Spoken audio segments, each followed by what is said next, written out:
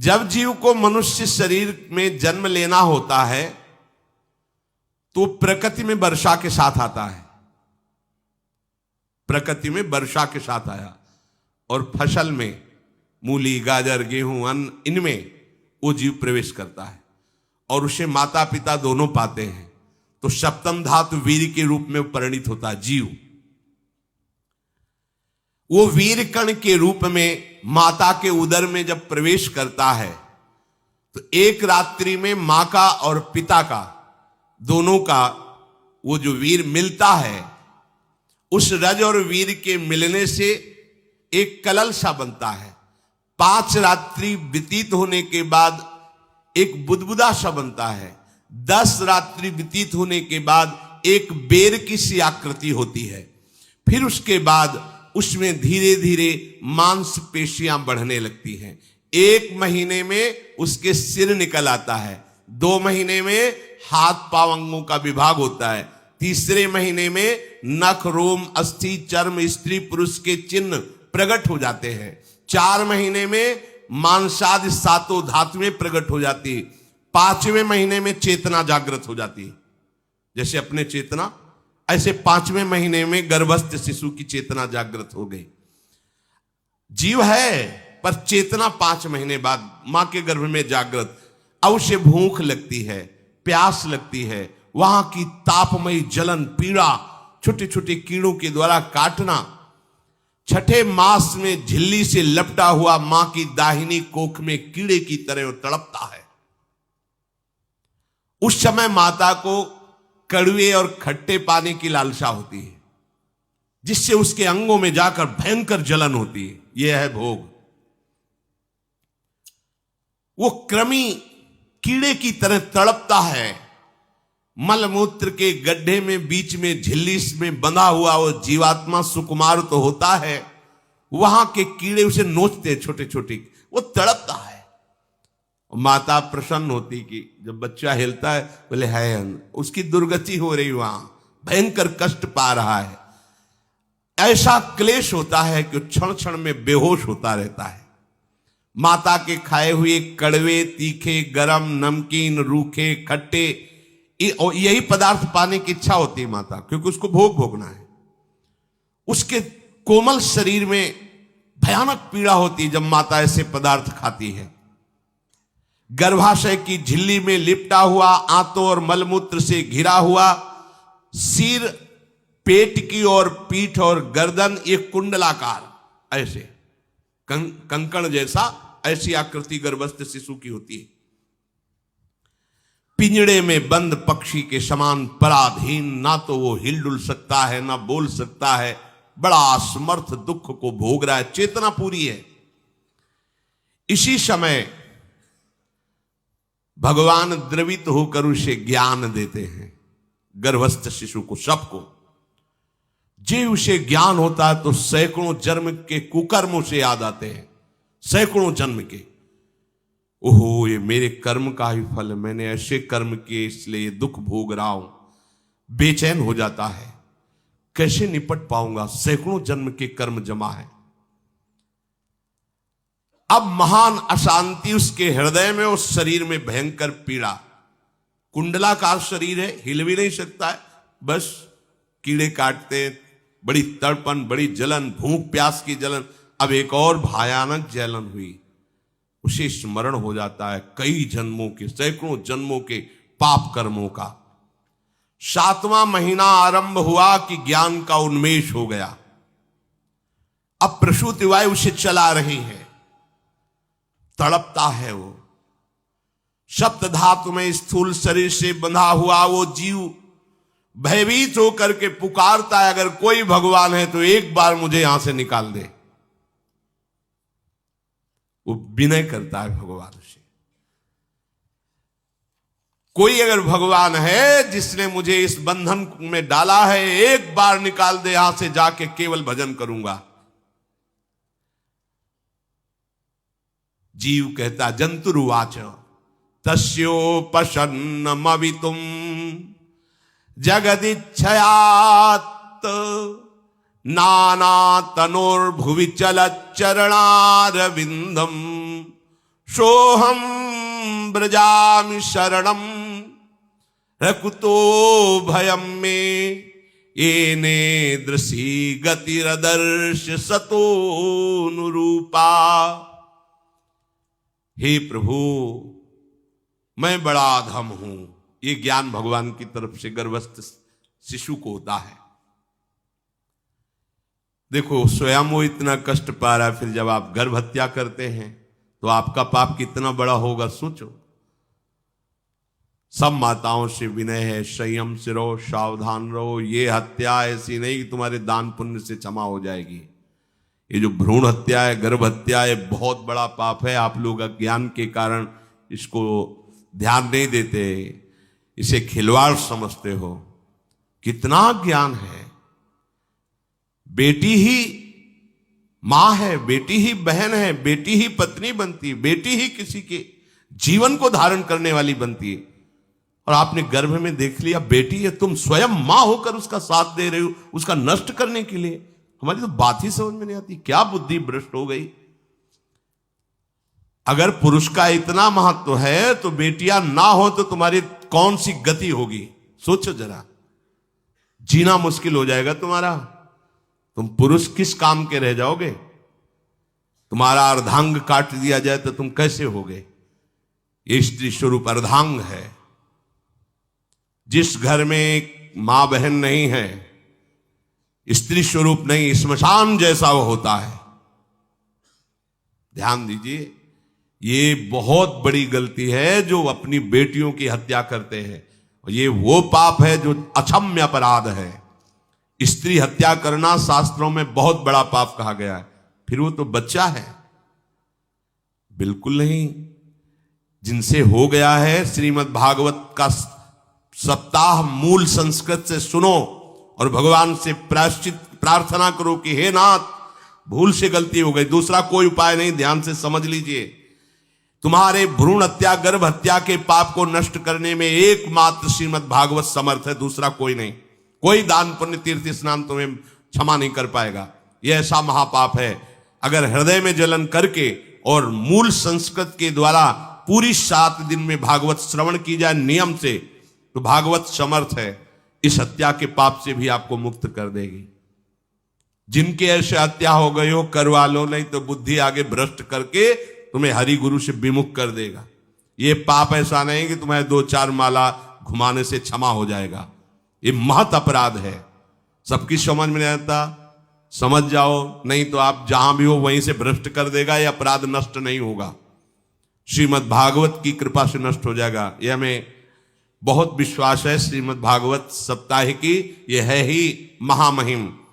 प्रेत योनि को प्राप्त धुंधकारी को सीधे भगवत पार्षद स्वरूप देकर परम पद में आरूढ़ कर दिया। केवल 7 दिन की मूल संस्कृत एक भी श्लोक नहीं छूटना चाहिए।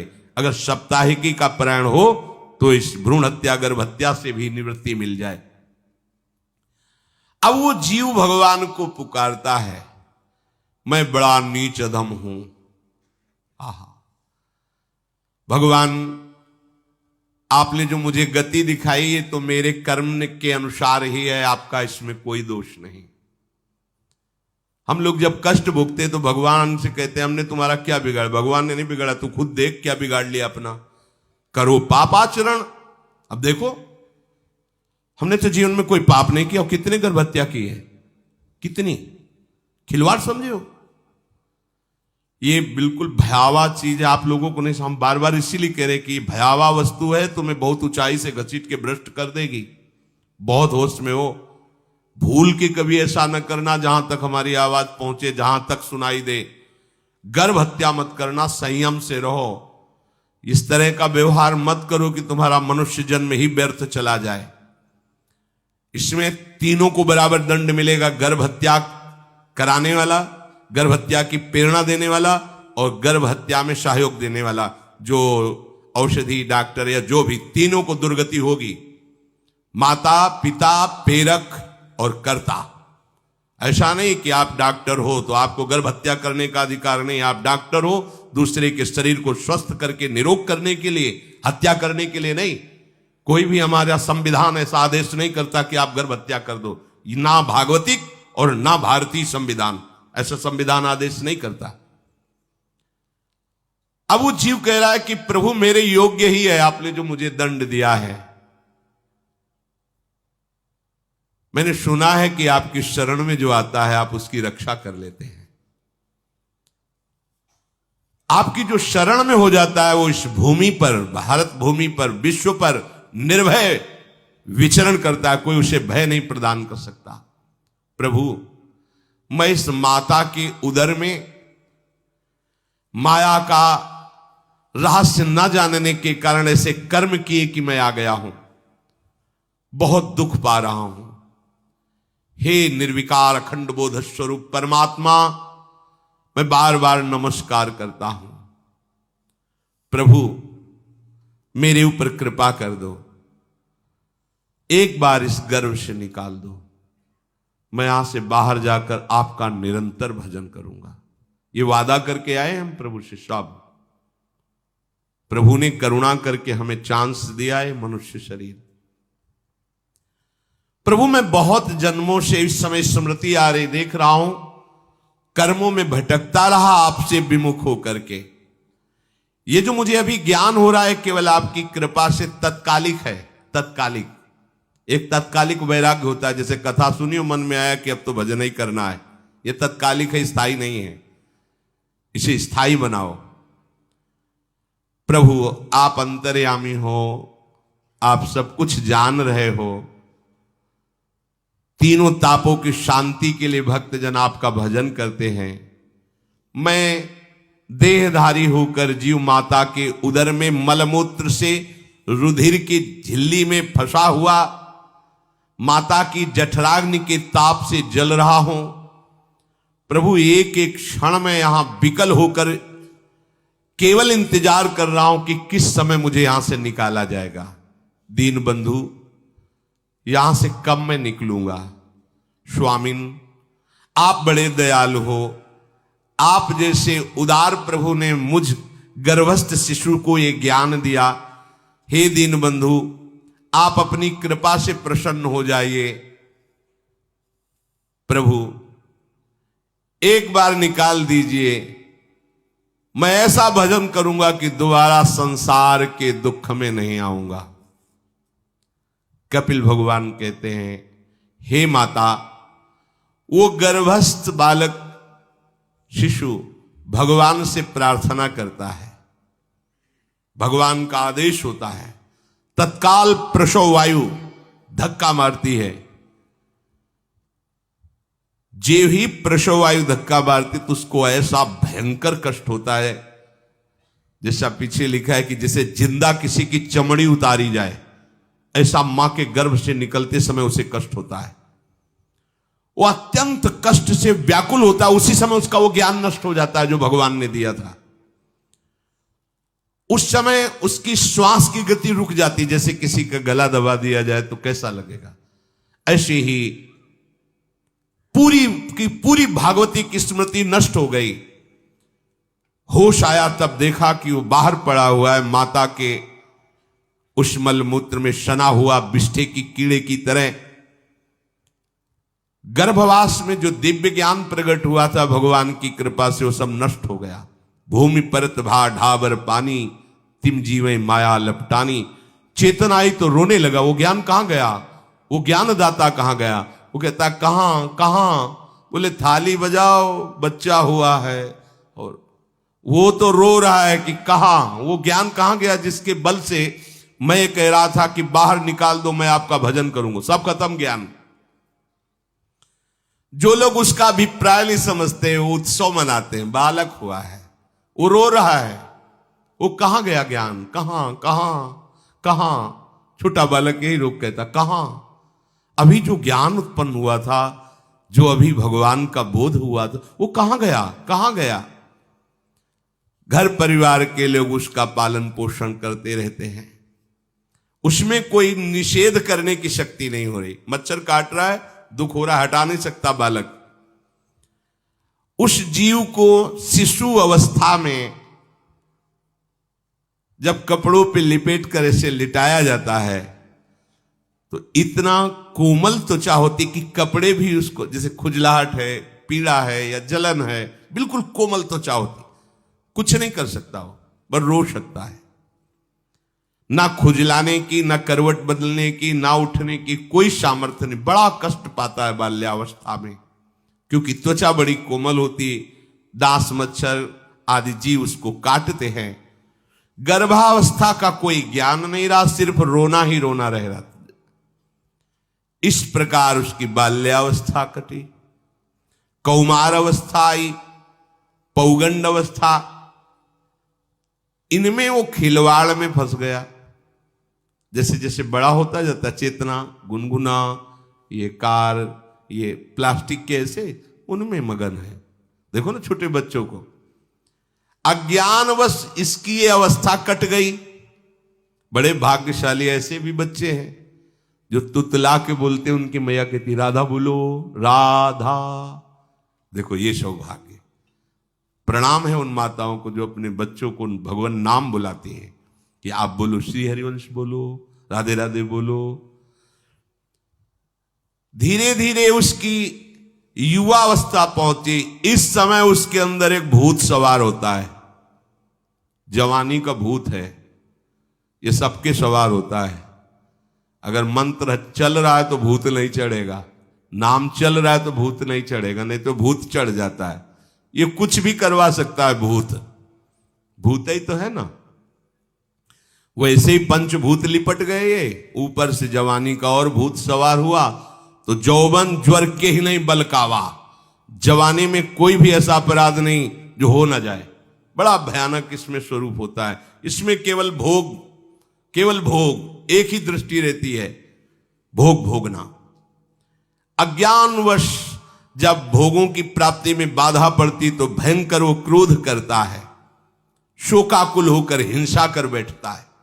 जैसी घटनाएं सुनने को मिलती हैं, राक्षसी घटनाएं, ये भूत है जवानी का। जहां कामना में बाधा पहुंची, क्रोध, क्रोध में वो समझ नहीं पाता कि मेरे जैसा ही प्रिय शरीर उसका है जो मैं वर्ताव कर रहा हूं।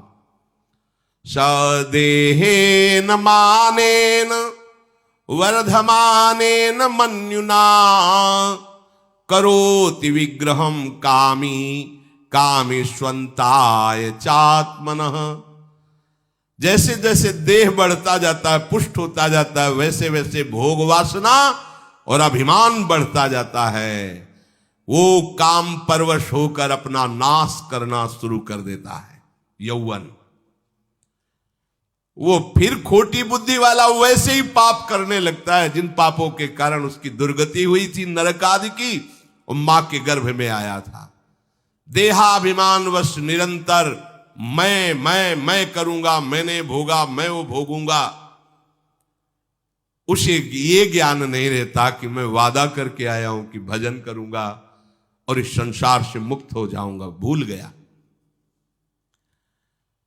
इसी शरीर से उसको फिर भयंकर कष्ट भोगने पड़ेंगे। इसी का नाम संसार चक्र है। अगर कहीं उसे सत्संग मिल जाए, सन्मार्ग में चल दे, तो माया भेजती है दो प्रकार के लोग उनको भ्रष्ट करने के लिए। एक जिह्वा रसेंद्री को और एक उपस्थेंद्री जनेंद्री के भोगों का समागम भेजती है। फिर ही भोगो, ध्यान रखना, शास्त्र है, सत्य एक एक अक्षर है। जब किसी को सत्संग मिल जाता है तो सत्संग का प्रभाव होता है भगवत मार्ग में रुचि पैदा करना, प्रभु अच्छे लगना, प्रभु का नाम जप करना, सत्य मार्ग में चलना। जब तुम सतमार्ग में चलोगे तो दो प्रकार के लोग भेजे जाएंगे।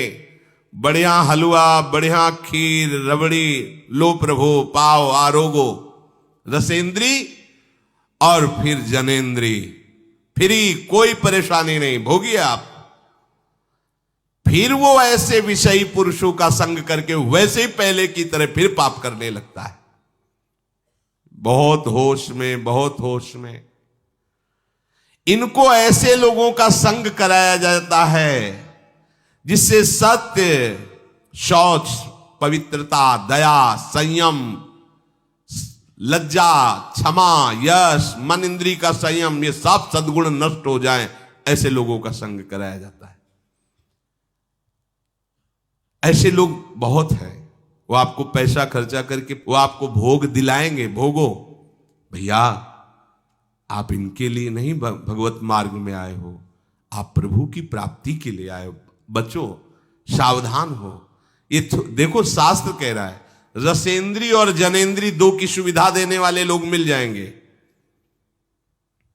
अत्यंत सोचनीय, मूढ़, देहात्मदर्शी ऐसे असत पुरुषों का संग करके भ्रष्ट हो जाता है। अच्छा, वो आग लगा दिए, वो चल दिए, फिर नहीं देंगे।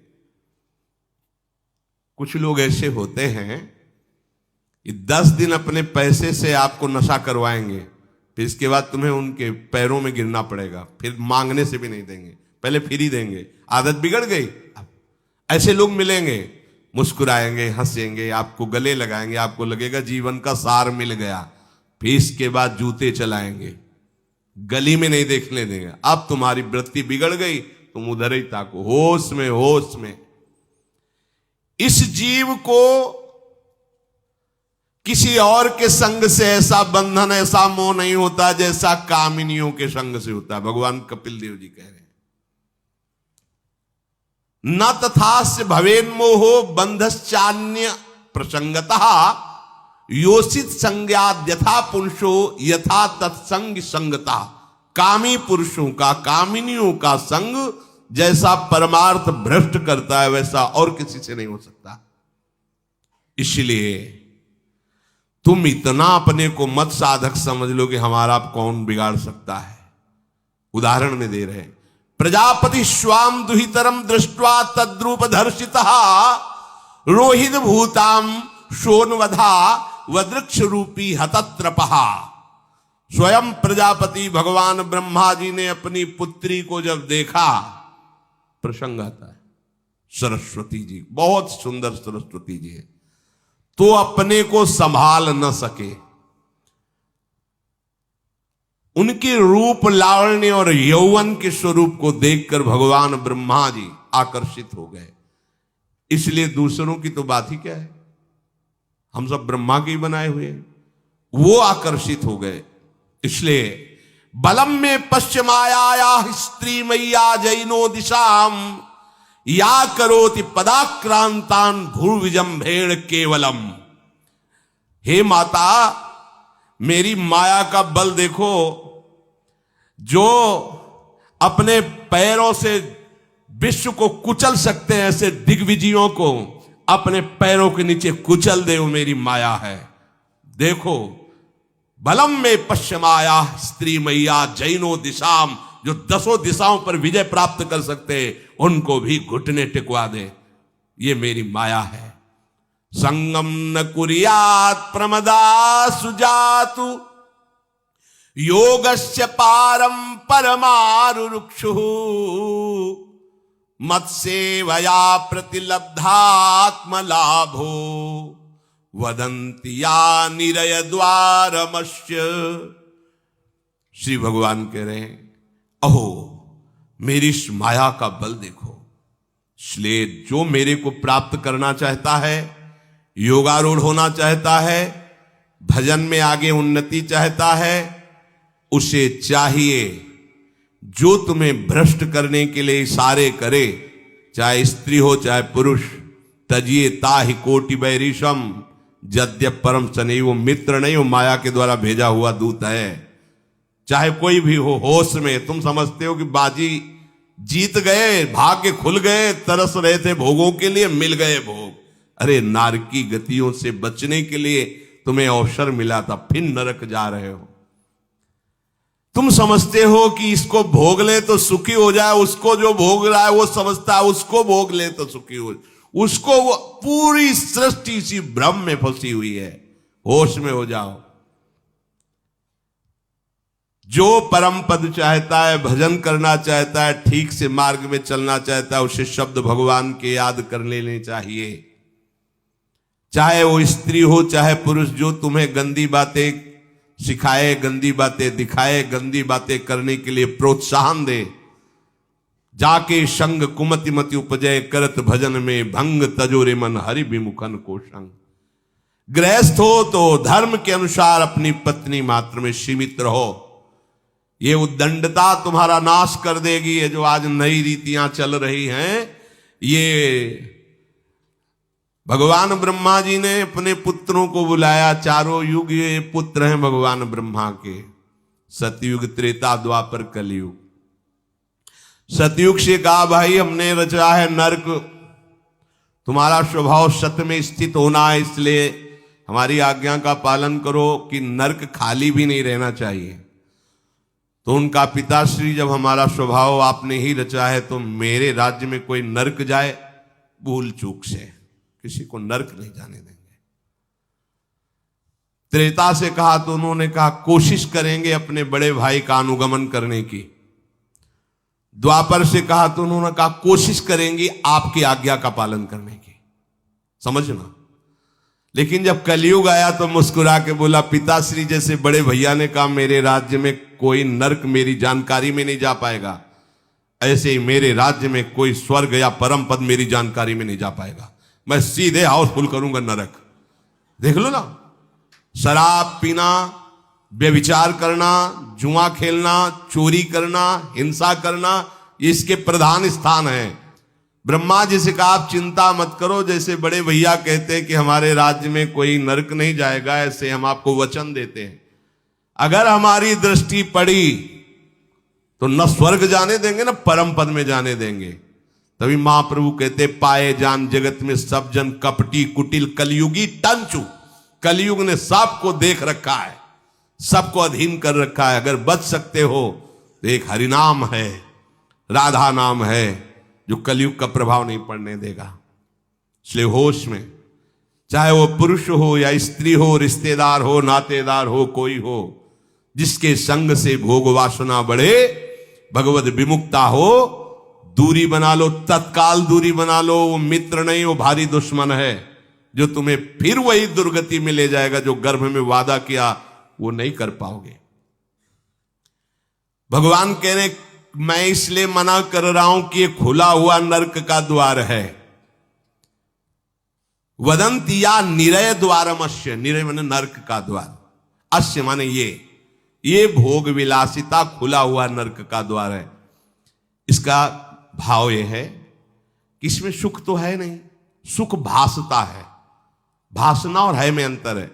जैसे रेत में हम देखते हैं सूर्य की किरणें पड़ने पर निर्मल जल भासता है, और प्यास के कारण हम दौड़े तो वहां बालू ही मिलेगी, फिर आगे भासता है, फिर भागे तो फिर भागने से प्यास बढ़ती जाती है, पानी मिलता नहीं। ऐसे ही परस्पर आकर्षण में सुख भासता है, होता नहीं। जब हम उसको स्वीकार कर लेते हैं तो एक मन में उदासी आती कि यहां वो तो मिला नहीं जो चाह रहे थे, तो वो दूसरा दिखाता है, वो आगे वो उधर गया, तो फिर वो पूरा जीवन नष्ट हो जाता है। और मिला नहीं क्योंकि है नहीं, भासता है, सुख भासता है नहीं। प्रभु में सुख भासता नहीं, प्रभु में सुख है, भासता नहीं है। इसलिए जो भासता में लगे वो प्रभु में नहीं लग पाते, क्योंकि यहां भासता नहीं है, वहां भास रहा है, और है नहीं। यहां है, भास नहीं रहा है तो है का परिचय नहीं है, इसलिए वो यहां लग। और जो लग गया तो नाच नाच के मीरा जी कहती पायो जी पायो मैंने राम रतन धन पायो। पति है।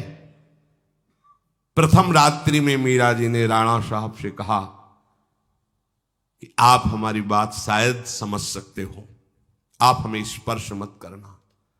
मैंने सुहाग गिरधर के नाम का भरा है, मैं तुम्हारी पत्नी नहीं हूं। लोक व्यवहार के कारण तुम पति रूप में आए हो, तो मैं चाहती हूं कि तुम मेरा सहयोग करो। मैं एक पतिव्रता हूं गिरधर की। मेरे तो गिरधर गोपाल बैठे थे एक ही सैया में, उतर के चरणों में बैठ गए। मीरा जी के चरण पकड़े के अहो भाग्य, मुझे ऐसे सौभाग्य मिला कि आपका पति होने का। एकांत में आप हमारी गुरु होंगी और समाज में आप पत्नी का स्वांग करेंगी, जिससे आपको विक्षेप नहीं पड़े। आजीवन निर्वाह किया, एकांत में गुरुवत मीरा जी के प्रति व्यवहार करते राणा साहब, और व्यवहार में मीरा जी पत्नी जैसा व्यवहार में बाहर, और अंतर में ऐसी सदगति हुई राणा की जो बड़े बड़े योगियों को दुर्लभ है। वो मीरा जी जीवन में कभी भी किसी भोग को स्वीकार नहीं किया। गिरधर के रंगराची, सब भोग चरणों में लुट रहे थे। सोचिए, राज परिवार में ब्याही गई, क्या था? किसी भी सुख की आकांक्षा नहीं। यह है रंग श्री हरि का। है नहीं ना उनमें सुख, जो है सुख वो मिल गया तो फिर भासने की तरफ क्यों बढ़ेगा? इसलिए ये जो मेरी माया है, ये मित्र बनकर पहले सेवा के बहाने से धीरे धीरे पास आती है। आती है का शब्द माया के लिए है। वो किसी भी रूप में होगी। माया का कोई रूप नहीं आज तक वर्णन किया गया। कोई भी रूप हो, वस्तु, व्यक्ति, स्थान, घटना, कुछ भी। उपासक जब समझ नहीं पाता तो वही उसके नाश का कारण बन जाती है। बहुत सावधान। हमें नहीं पता किस रूप में आएगी। जिनको पता है हम उनको अपने पास रखें। वो है नाम, राधा राधा, फौरन पता चल जाएगा आपको पक्का। ये ठीक नहीं, नहीं बहुत श्रद्धा, नहीं बिल्कुल हटो, बिल्कुल हटो, अंदर से बिल्कुल हटो। नहीं तो कोई समझाने वाला थोड़ी था बचपन से हमें कि भाई पास कोई हो, यही नाम। जहां कहीं कोई प्रियता, कहीं आश्रमों में कहीं कुछ समझ में, हटो हटो हटो। ये नाम हटाते हटाते हटाते जहां लगाना चाहिए वहां लगा दिया। नाम अगर है अंगरक्षक तो तुम्हें माया से बचाता रहेगा, क्योंकि जिनकी माया है उन्हीं का नाम है। वो खूब अच्छे से जानता है, माया को पहचानता है। नाम आप नहीं पहचानोगे पक्का, क्योंकि वो बाहर से ही नहीं आती, वो अंदर से भी आती है। ये सब माया के ही पार्षद है। मन बुद्धि चित्त अहंकार सब माया में है। नाम चलेगा तो अंदर और बाहर दोनों जगह सुरक्षित रखेगा। पकड़ लीजिए। वो तिनके में ढके हुए कुएं के समान होती है। पता नहीं चलता कि कितना गहरा कुआं है। ऊपर से तिनके से ऐसा लगता भूमि, जो पैर रखा गिर गए कूप में, अब निकल नहीं सकते। जब मेरी माया में आसक्त हो जाता है तो अंत समय फिर उसी माया का स्मरण आता है। वही सब मैं और मोर तोड़ते। अब वो फिर उसी चिंता से फिर वही फंस गया, फिर वही दुर्गति प्रारंभ। तो हे माता, जो हरि से विमुख हैं उनका ये चक्र चलता रहता है। पुनरपि जननम पुनरपि मरणम पुनरपि जननी जठरे शयनम। इसलिए मुमुक्षु उपासक को चाहिए कि ना कोई भय स्वीकार करो, डरो मत माया से। देखो भगवान के वचन, ना किसी के सामने दीन हो। भक्ति की दैन्यता अलग है, विषयों की दीनता नहीं। ये साधु में कभी नहीं हमने देखा, किसी भी साधु में ये नहीं। साधु है ये नहीं होगा जब मर जाए पक्का। और साधुता नहीं है तो फिर इतना ही है, फिर और रही क्या गया है फिर। साधुता में ये तो नहीं होता पक्का। हम कहते हैं बहुत हजारों संतों से मिले, ये नहीं होता। अरे रिद्धियां सिद्धियां मारी घूमती पीछे, वो हाथ फैलाएंगे। हाँ, आचार्य आदेश के कारण रोटी मांगते हुए बड़े बड़े सिद्धों को देखा गया है। टुकड़े रोटी के मांगने, आचार्यों का आदेश है। भिक्षा औषधम अन्नम, भिक्षा रूपी अन्न रूपी औषधि से उदर पोषण करे, ऐसा आचार्य। चाहे वो भगवान शंकराचार्य हो, चाहे आप प्रेम के उपासक हो। भूख लगेगो मांग खाऊंगो, गिनो न सांझ सवेरो, ब्रजवाक्षन के जूठ टू करो, घर घर छाछ महेरो, ऐसो कब करी हो। बस साधु 30 मिनट के लिए केवल भिक्षुक बनता है और 23.5 घंटा के लिए बादशाह रहता है। मिले तो ना मिले तो बस भिक्षा बादशाह। जाय न चाहे कबो कछ तुम सन सहज सने, बसो निरंतर तासुर सुराउर निजगे। साक्षात भगवान हृदय में खेलते रहते हैं। दीनता नहीं होनी चाहिए। ये भागवतिक दैन्यता अलग है, ये दलिद्रता रूपी दीनता नहीं होनी चाहिए कि ठंडी लग रही कपड़ा दे दो, देखो हमें तीर्थ यात्रा करनी पैसा दे दो, हमें यज्ञ कर। कौन सी यज्ञ करनी तुम्हें? कौन सी यज्ञ? श्वासों को बोलो राधा राधा राधा, एक एक श्वास की आहुति, इससे बड़ी कोई यज्ञ होगी? पूरा जीवन समर्पित, इससे बड़ा कोई तीर्थ होगा? अरे जहां चरण रख दे वहां तीर्थ प्रकट हो जाए, ऐसी भक्ति की महिमा होती। तीर्थ ही कुर्वन्ति तीर्थानि। ये दीनता नहीं होती साधुओं में, पाखंड में होती।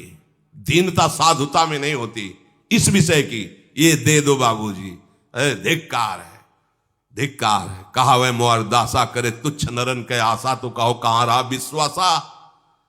जिसने बिना किसी सहयोग के एक सेकंड में अनंत ब्रह्मांडों को रच दिया, वो हमारे स्वामी है। इसके बाद तुम ऐसे मांगते घूमो, कहां दासता रही? भय, जिसके भय से मृत्यु भी भयभीत होकर काम कर रही, जिसके भय से सूर्य चंद्र प्रकाशित हो रहे, जिसके भय से पृथ्वी जल में नहीं डूब रही, वो हमारा स्वामी है। फिर हमें भय किससे? मोह, चराचर जगत मेरे प्रभु का अंश, बस इस बात से प्रीति है, कोई शारीरिक संबंध से नहीं, माता पिता भाई बंधु नहीं। हमारा संबंध नाते नेह राम के मनियत सुहृद सुदेव, जहां लो जितने भी संबंध है केवल आराध्य देव के संबंध से। बस निसंग भाव से वो फिर भगवत प्राप्त हो जाता है। ये सावधानी रखनी। निसंग भाव, कोई मित्र नहीं, कोई शत्रु नहीं। इस माया में संसार से मुक्त होने का यही उपाय है। भय नहीं, दीनता नहीं, मोह नहीं, किसी का संग नहीं, अपने श्यामा श्याम श्यामा श्याम श्यामा श्याम, उनके नाम की, उनके आश्रित। वो आगे से आगे ऐसा दुलार करते हैं, आपको सोचना ही नहीं पड़ेगा। जैसे माँ को पता है बाल भोग कब कराना है बच्चे को, कौन सी पोशाक धारण करानी है, कहाँ उसको खेलने ले जाना है, ऐसे ही हमारे प्रियालाल को पता है ये दास है, इसको कब क्या। सच्ची मानिए, आगे से आगे व्यवस्था उनकी। आश्चर्य में हो जाओगे आप जब अपना अहंकार उनको समर्पित कर दोगे। हम अहंकारी जीव अपने अहंकार के कारण धक्का खाते घूम रहे। नहीं, अखिल कोटि ब्रह्मांडों का सृजन करने वाला प्रभु है। 4 लाख योजन का एक पहाड़ केवल है, सोने का प्योर सोने का, मिलावट नहीं। 4 लाख योजन, एक योजन 4 कोस, एक कोस 3 किलोमीटर। कितना एक से एक रत्न इस पृथ्वी में है। ऐसे मालिक के गुलाम हो, ऐसे हाथ फैलाते घूमो। राधा राधा। इस शरीर को बहुत ध्यान से सुन लो। जो इस शरीर को निक्षेप माने धरोहर होता है, धरोहर की भांति। जैसे हम तुम्हें दे दें कि 500 रुपए रख लो, हमें जब काम लगेगा ले लेंगे, तो 500 रुपए रखे आपकी जेब में, लेकिन आप कभी उसे अपना नहीं मानेंगे। अगर कभी आवश्यकता पड़ी, किसी ने बताया भी कि 500 रुपए आपकी जेब में, नहीं, वो तो धरोहर है। जब वो मांग लेंगे तो उनको हम खर्चा, धरोहर का खर्चा स्वयं में नहीं किया जाता। ईमानदार आदमी धरोहर को जैसे रखा वही, ये नहीं कि हम 500 खर्चा कर लेते हैं फिर कमा के 500 दे देंगे, नहीं, वही सेम टू सेम वैसे ही वापस होगा। तो ये शरीर प्रभु की धरोहर है। सुधा निधि में भी एक श्लोक में आया है, ये प्रियाजू की धरोहर है। कबीरदास जी ने कहा है, चदरिया जैसी की तैसी धरि दीनी। जैसी दी थी प्रभु, हमने मलिन नहीं की, वैसे की वैसे वापस कर दी। तो क्या होगा उसका परिणाम? मोक्ष, भगवत प्राप्ति। इसे मलिन करने का अधिकार तुम्हें नहीं। ये चदरिया जो मिली है, मनुष्य शरीर, ये भगवत प्राप्ति। इसे गंदा मत करो। शरीर को धरोहर की भांति रखकर, ये गुरु की संपत्ति है, ये इष्ट देव की संपत्ति। तन वांग मनोभिरमलई सोहम तविवासिता। ये शरीर, ये मन, ये वाणी हमारे गुरुदेव को समर्पित, उनकी आज्ञा के अनुसार चलना है। तो क्या होगा? अनासक्ति बढ़ेगी, किसी से कोई राग नहीं, अनासक्त होकर वो भगवत प्राप्त हो जाएगा। एक ही उपाय समस्त दुखों से बचने का, मामुपेत्य। जो मेरे आश्रित हो गया, मेरा भजन करता है, पुनर्जन्म नहीं होता उसका। क्योंकि दुखालयम शाश्वतम, संसार में वही जवानी, वही बुढ़ापा, वही रोग, वही योनियों में भटकना। थोड़ा तो थक जाओ। तुम्हें नहीं चाहिए दिव्यता तो कम से कम इतना समझ लो। फिर वही प्रारंभ वाली बात कहते हैं कि देश विदेश सुख के लिए भटकते हो, तो हम भी तो ऐसे देश की बात कर रहे हैं जहां सुख ही सुख है। जहां काल की भी चाल नहीं है, वो है निकुंज देश। निकुंज देश के राजा हैं श्यामा श्याम। चलो ना वहां, राधा राधा रूपी धन कमाओ, यहां किसी से व्यवहार न करो, प्रेम का व्यवहार भगवत समर्पित करो, राग द्वेष का व्यवहार मत करो, तो इसी जन्म में ये कर्म परंपरा खत्म हो जाएगी। पता नहीं कौन कौन सी योनियों में हमें जाना पड़े मां के गर्भ में। इसलिए भाई ये आखिरी जन्म होना चाहिए, ऐसा कर लो, ऐसा धन कमा लो जो तुम्हारे साथ चले, वो है राधा नाम। अब जीवन में धोखा ना होने पावे।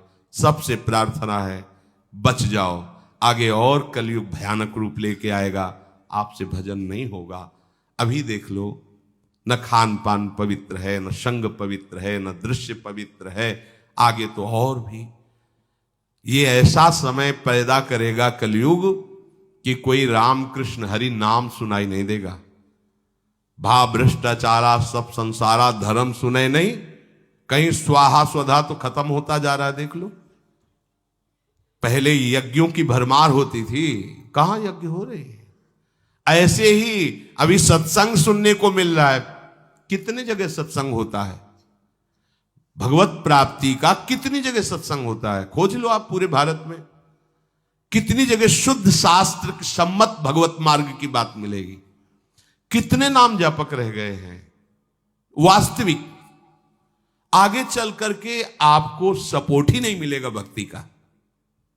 जैसे अभी डरने लगे कि अगर तिलक लगा के जाएंगे तो ऑफिस वाले क्या कहेंगे, स्कूल में तो कंठी और तिलक ही नहीं धारण करने दिया जाता। बच्चे कहते हैं, घर में कहते हैं तुम सुहागवती हो, कंठी तो विधवा धारण करती हैं। कैसा दुर्बुद्धि घर वाले। और ठाकुर सेवा ये तो विधवाओं का काम हुआ। सच्ची सौभाग्यवती वही है जिसने ठाकुर सेवा स्वीकार कर ली। सच्चा मंगल सूत्र कंठी ही है जिसने हरि का पहन लिया। कैसी मंद बुद्धि है लोगों की। ऐसी मतलब सौभाग्यवती भी कंठी पहन सकती हैं, तो हमें लगता है इससे बड़ा दुर्भाग्य क्या होगा, हम इसे सौभाग्य मानेंगे। राम हरि कृष्ण बोल न पावे, कंठी न धारण करे, रज न धारण करे, और उसे सौभाग्यवती। तो कौन सा सौभाग्य, मरण धर्मापति। कुछ दिन में वो भी मरेगा, फिर बनना क्या बनना, न भजन लायक रह जाओगे, न संसार लायक रह जाओगे। प्रार्थना मान लो, थोड़ा कड़ुआ लगेगा लेकिन बहुत मीठा है परिणाम इसका। यत् अग्रे विस्मयो परिणामे अमृतोपमम। जिसमें शुरुआत विष जैसी लगे उसका परिणाम अमृत में होता है। खूब भजन करो और इसी जन्म में श्री जी को प्राप्त करो। श्री राधा वल्लभ लाल।